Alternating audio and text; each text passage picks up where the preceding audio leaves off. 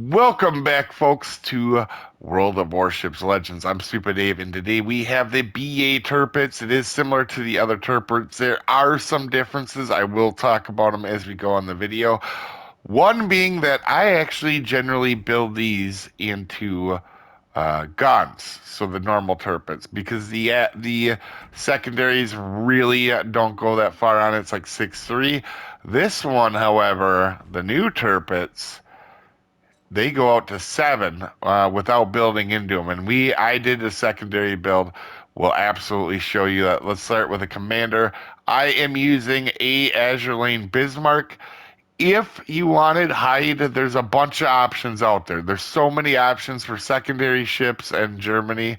It's crazy. There's probably 50 of them. I don't know. There's at least 3 or 4 good ones. With that being said, guys, if you're free to play, Von Hipper is the way you're going to go. Celiacs would be the way to go, and your inspirations would be Von Hipper. I'm using Hruna, but if you're free to play, you could use Geisler, the other battleship captain from Germany. He does help your secondaries. Her base trait is unwavering strength. We're using for skills a good day's work. Because we do not want to up our fire chances on a secondary ship, myself personally.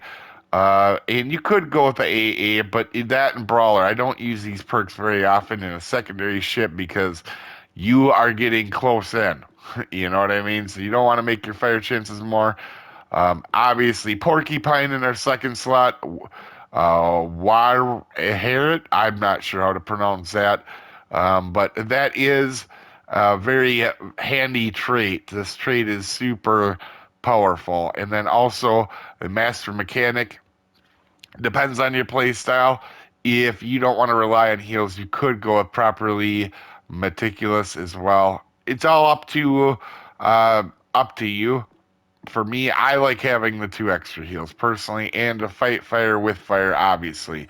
Let's go ahead and check out the upgrades. We are using secondary mod 2, propulsion mod 2, particularly on secondary ships, guys. For me, I would definitely push this one quite a bit because you're starting and stopping. It'll help you get out of a situation if you need to without having to go broadside a lot quicker. And this is very handy. And the concealment mod 2, and for the last one as well, a secondary battery reload mod 3. For your loadouts, you get 5 pretty good heals, and I'm pretty sure these are much better than the regular Oh no, they're the same heals. Okay, I thought they were better heals. They are not. You do get 5 solid heals. These are good German heart heals. And then also here you get a different targeting system. So what's different? Instead of you getting 100% on your grouping and 50% on your shell dispersion, they cut that down, and you get 25% reload, secondary reload time. Pretty handy, and it's very balanced. One other thing that this one does is it reloads quicker. I believe the normal secondary reload time is 160. Let's take a look here. Yeah, it's 160 normally. On the new enhanced secondary 2, you can see that it is 140. So you do get it back 20 seconds earlier than your other one. For your specs, you have 72,000 survivability. You have the 8 15-inch guns. These are shorter range because I'm not building into the guns, to be honest with you, either. Reload at 20 seconds. I'll be honest, guys, these main guns are pretty underwhelming for the most part. Are they good against other battleships? Yes. The issue you have is with a lot of the German AP. For me, for example, you overpen everything, and I have a great match to showcase on that as well. Torpedoes. Oh, and then your secondaries are longer on this one, by the way, and they go to 11-1 on this build. Now, if you want to do it Enrique Fernandez, you could stretch it out a touch more, but you lose the dispersion of Haruna, and I'm not willing to trade that on the secondaries whatsoever. Your torpedoes, they are essentially the same. They are slightly quicker, but they have more range to them. That's the big thing with them, is instead of 6 kilometers, they go out to 9. Your AA defense is, it's not great, guys. Okay? It's not like you're gonna get mauling down planes in this thing. I have actually, I think in 1 or 2 matches, had to defend myself against the aerial attacks. Not super wonderful. Maneuverability, this is actually where I feel like it's not as bad as maybe what the stats show. I feel like it's definitely solid on speed. Definitely okay on the turning radius, and the rudder's not bad. I feel like that looks worse than probably what it is. It's not a terribly bad maneuvering ship. Concealment, it's a battleship. You're not going to sneak up on a dead moose on open water. Statistics, this is going to make you laugh, and I want to show you this because it's been absolutely crazy, okay? I have had 4 matches in this, and they've all been very quick, okay? You guys are going to see the longest match. My first match, I died instantly. It actually was just a really good play by a destroyer. I got outplayed. I was too close to an island, and he came around the island and torped me. Okay, so that one's on me. The other 3, uh, all been very quick matches. All of them about the same. About 80,000 damage. Outside of that first one. That first one, I got killed right away because I was too close to the island and I couldn't maneuver myself. You'll see in the match that we have, I don't make that mistake again. And with that being said, the thing I want to highlight here, guys, is main gun accuracy. I am not playing at range in this ship, so I'm pretty close up. I'm aggressive, but I'm not like German battleship, overly aggressive battleship player aggressive. I'm pretty smart on how I've been doing it. And honestly, these guns are pretty bad for the accuracy. I think I might be slightly biased because I have my other Tirpitz built into the guns, and they're a little bit better than this. This one's pretty rough. But you can see we've won 75% of our matches. They've been atrocious matches. They've been over instantly. Like I said, the first match, I got torped before anything happened. A guy came around the island. I was putting myself in a good position, except for I was too close to the island, so I couldn't maneuver when he came around the island. He torped me. He outplayed me. Since then, I learned from that. Every match has been about 80,000 damage, and which is low for me in a battleship. But if you see the matches I've had, you're going to see the longest match of them. You're going to see why, and I've had pretty good play style in these. And then I really like playing secondary ships a lot now. This is one thing I've really grown fond of. And I want to show this to you guys, this match, because I think this is a very good example of how to play secondary ships. So potential damage, you can see 1.3. That's slightly above my average. I'd say 1.1 is normally my average in a battleship. But because you're in a German secondary ship, everybody wants to light you up, okay? So, not the best battle stats in it, but like I said, matches have been over instantly, and I do have a really good match to show you guys on this thing. For your armor, you have a 32 millimeter bow and stern, but you do have you have extended belt. Some people call it an icebreaker, but it's an extended belt. That's 60 up front, so this thing is super hard, to get overmatched on, because only Musashi and Yami overmatch it. You're not going to run into a Musashi unless you're not going to run into a Yami unless you have failed dived.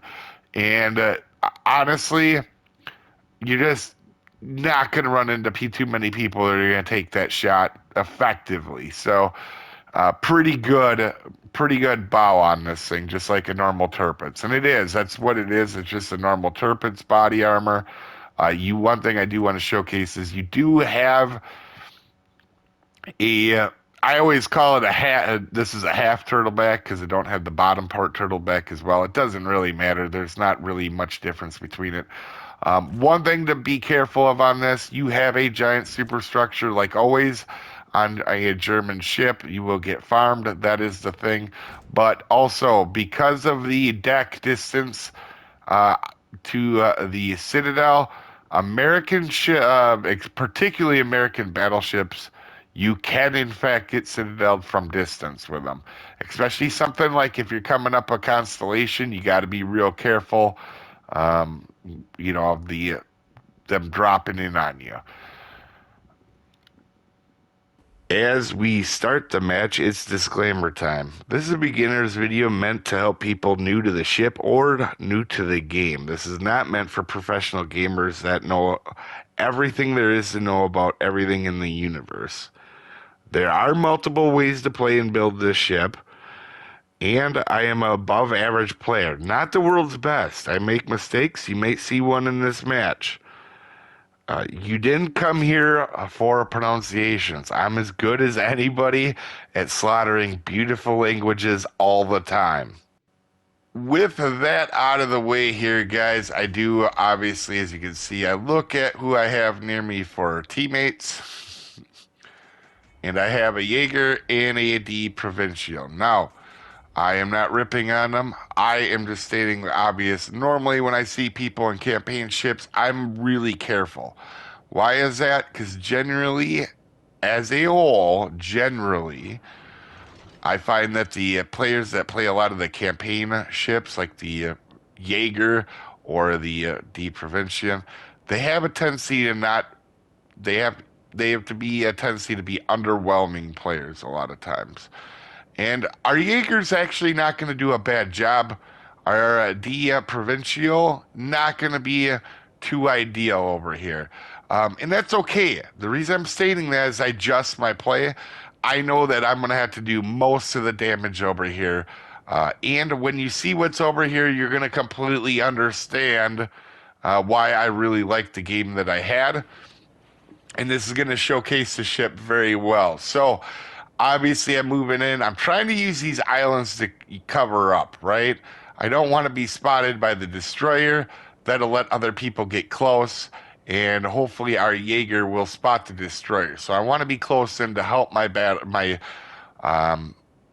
destroyer help get rid of another one. That is one big thing what people don't do with secondary ships. Should be more worried about the destroyers and cap control than what some people are. So obviously we see Prince Eugen moving up. We switch our thing to AP and get ready and get loaded. And we're trying to use this island so Prince Eugen doesn't see us yet. Now I was very lucky. The destroyer that was here did not spot me. And yes, there actually is a destroyer here. You'll see a little bit later. As you can see, the center cap is being taken over.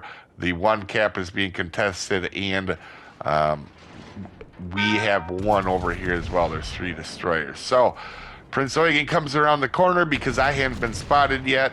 And you guys are going to see this you guys are just going to freaking laugh when you guys see this. I get so many overpins. That's the one thing I forgot about is we take a pretty good hit from the Provincial. We're going to overpin so much, and I wanted to showcase this. When you're going against cruisers, you got to be really careful. But we use our secondary booster. I'm not going to rush this guy. Why am I not going to rush him?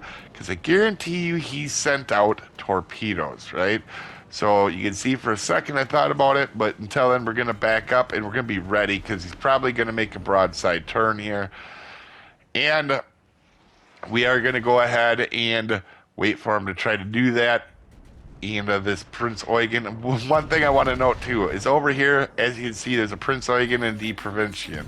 As I overpin on a angled Prince Eugen, all right? Overpins, all of them. I don't even know if I get a full shot. I don't know if I get a one without an overpin, honestly, in this game. But anyway, we're being smart here. We're not, and he's going to go for our destroyer, so we're going to go back up, right? We can't just let him kill our destroyer. People that complain about destroyer players are never helping the destroyers. All right, so we're going to back up. And we're going to keep backing up, and then where them torpedoes I said were going to be coming. Pretty clear that were going to happen. He's not expecting me here. I'm going to take a shot. I'm going to aim up just a little bit, maybe to prevent overpins. And no, we get overpens. Oh, that's so frustrating. And we also only hit half of our guns at 8 kilometers. I think it was actually 7 when we shot. But anyway, you have 5 eels on this ship too, so you can be pretty careful with them. We're just gonna kind of put ourselves in a position where we can wear this guy down with our secondaries. These secondaries are pretty solid, especially the 150s. They do some significant damage. And like I said, when you see what's over here, we had a Prince Eugen that has just over 40,000, maybe 45,000 health. And there is a Dia Provincial with also 35,000 health. So this game is going to be a lot more oppressive when you see it at the end because of I completely own this side. These guys were too aggressive. They came up. I put myself in a good position. I'm not right on top of the island either. So if the destroyer decides to go ahead and charge me, I'm in a decent position. And I've been kind of saving my torps just in case that happens as well. Also, these guys, for the most part, haven't been close enough. We're going to take some more shots, and we're going to throw out our torps. But you can see, obviously, right now, I get more overpens. That's the only thing I would say with this ship is it overpens a lot on cruisers. Good against battleships, but man, on destroyers, it overpens something fierce. But I like the ship a lot. If you like the regular Tirpitz, you're going to like this ship even more. Let's face the fact. These BA ones are just a better version of already what's out. It'd be kind of interesting to play this more, but the games I'm having today, not even in the BA, not even in this Tirpitz, but the other games are ending so quick, I'm never going to get a game. Probably a good one here to showcase.